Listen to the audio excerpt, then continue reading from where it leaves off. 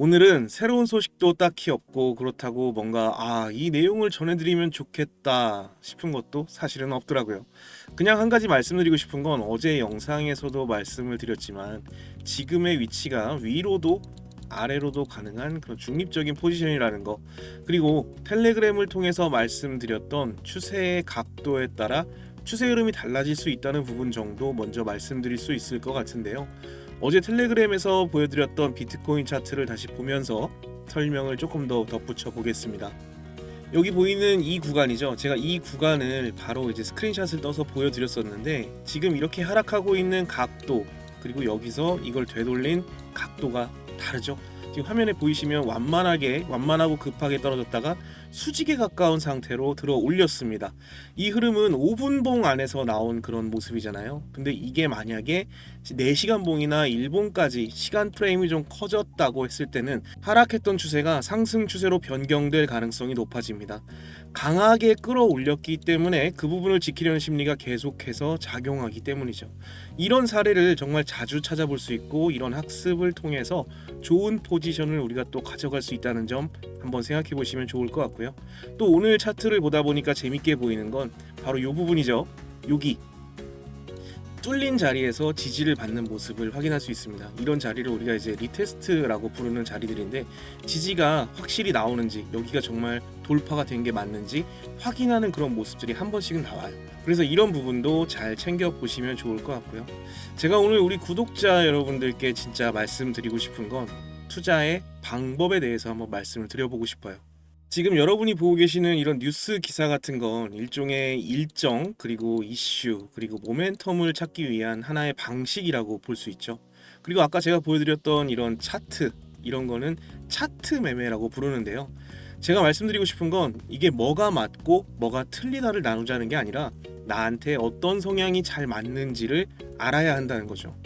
우리가 옷을 하나 사더라도 내 사이즈에 맞는지 안 맞는지 무조건 한 번은 입어보잖아요. 그리고 디자인이 너무 마음에 드는데 사이즈가 안 맞을 때는 어떻게 하죠? 수선을 하죠. 나는 뉴스를 보고, 그리고 일정을 보고 모멘텀이나 가치 투자를 할 거야, 미래에는 더 많이 오르겠지 하는 이런 방법도 있고요. 나는 이 차트만 딱 보고서 여기서 팔 거고 여기서 매수할 거야, 이런 기준점을 잡는 방법도 있다는 거죠. 둘 다 틀리지 않다는 게 제 생각입니다. 차트를 배척하시는 분들도 계실 거고, 그리고 뉴스는 이미 이유를 만들어서 억지로 써내려가는 것뿐이다, 이렇게 생각하시는 분들도 계실 거예요. 사실 저도 깊지는 않지만 차트를 좀 더 기준점에 두고 사용하고 있기는 한데요. 저는 만약에 100점 만점이라고 이제 투자 방식에 대해서 나눠 보자면, 차트는 40점, 그리고 뉴스가 40점, 나머지 20점은 뭐냐? 바로 제 느낌입니다. 자, 우리 이렇게 한번 생각해 볼게요. 저는 차트에 사람들의 심리가 녹아 있다고 생각을 합니다. 사고 싶은 사람과 팔고 싶은 사람의 치열한 힘겨루기와 심리 싸움을 캔들 형식으로 표현한 것이 결국 차트라고 생각해요. 그렇다면 4시간 봉이나 일봉 같은 건 정말 엄청나게 치열한 전투의 결과라고 볼 수 있겠죠. 우리가 이 차트를 통해 알 수 있는 건 뭐냐면, 결국 사고 싶은 사람이 많아져서 계속해서 오르고 있느냐, 아니면 팔고 싶은 사람이 많아져서 계속해서 내리고 있느냐 하는 부분 정도는 금방 알아낼 수 있겠죠. 그리고 또 한 가지 알 수 있는 거, 이 바닥 구간에서 기준하면 지금까지 거의 5배에 가까운 상승이 나왔잖아요. 그럼 내가 지금 진입하고자 하는 지금 이 타점이 과연 상대적으로 높은 밸류인가 아닌가 하는 것도 알 수 있죠. 리플 같은 경우는 홀딩 비율이 높기 때문에 상대적으로 불리한 시점에서 우리가 다시 진입하는 케이스가 될 가능성이 높다고 생각하거든요. 잘 보세요. 옆집 순위는 평단이 700원이라서 지금 가격에서 마이너스 30%가 하락해도 수익입니다. 하지만 우리는 지금 들어가면 고스란히 손실을 떠안게 되죠. 그럼 이 진입 타점에 대한 유불리가 계산이 됩니다. 물론 상대적인 시계열에서 유불리를 따지는 게 옳지는 않지만, 가는 말이 더 간다, 이 신념 하나로 산꼭대기 정상에서 풀매수를 하지는 말자는 얘기입니다. 적어도 내가 상대적으로 불리한 포지션에서 추격 매수를 진입했을 때는 이게 반대로 급격히 하락할 가능성도 충분히 염두에 두는 리스크 매니지먼트를 하자는 거죠. 또 이런 말씀 하실 수도 있습니다. 아까 말씀드린 것처럼 가는 놈이 더 간다, 리플은 어차피 더 오를 거라면서 더 갈 거잖아 하시는 분들도 계실 수 있어요. 저도 물론 리플이 장기적으로 상승 가능성이 더 높다고 생각합니다.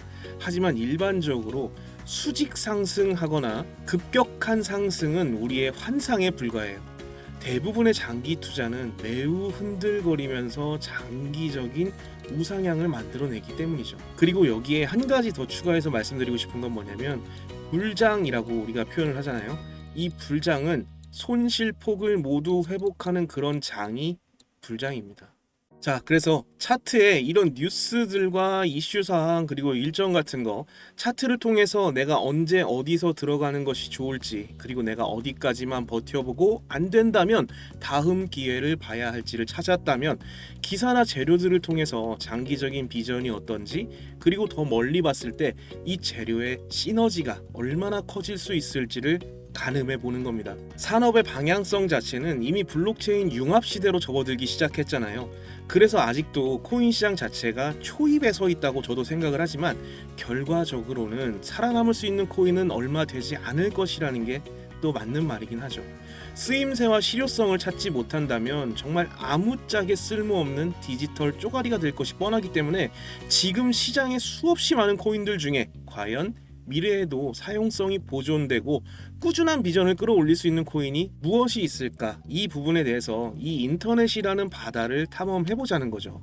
자, 그래서 제가 말씀드리고 싶은 건 뭐냐면 그 어떤 것도 틀리지는 않았다는 겁니다. 그리고 100% 감으로 투자하시는 분들도 정말 많아요. 그분들이 틀렸다고 할 수 있을까요? 아니죠. 틀렸다고 할 수 없습니다. 왜냐하면 투자의 그 책임은 오롯이 본인 스스로에게 있기 때문에, 뭐가 됐던 내가 이 코인을 고르고 이 코인에 투자하는 나 스스로의 기준점 하나 정도는 꼭 정해놓고 매매를 하자는 게 가장 중요하다고 생각을 해요. 구독자 여러분, 시장을 대하는 첫 번째 발걸음이라고 생각을 해보시고 정말 하루에 딱 10분, 아니 5분만이라도 원하는 방향성에 대해서 공부를 해보시면 좋겠습니다. 처음엔 참 막막하고 어렵다고 생각되시겠지만 절대로 틀린 건 없습니다. 잘 모르는 것 또한 너무 당연하죠. 그래도 우리가 이 시장에서 오랫동안 버티고 살아남기 위해서는 꼭 하루에 한 걸음이라도 성장하시길 바라겠습니다. 그럼 저는 오늘도 다른 재미있는 이야기를 찾으러 바다에 뛰어들어 보겠습니다. 오늘 좀 무거울 수 있는 이야기였는데 여기까지 시청해 주셔서 정말 감사드리고요. 우리 구독자 여러분들 오늘 하루도 정말 고생 많으셨고 내일도 도지랑 놀아요.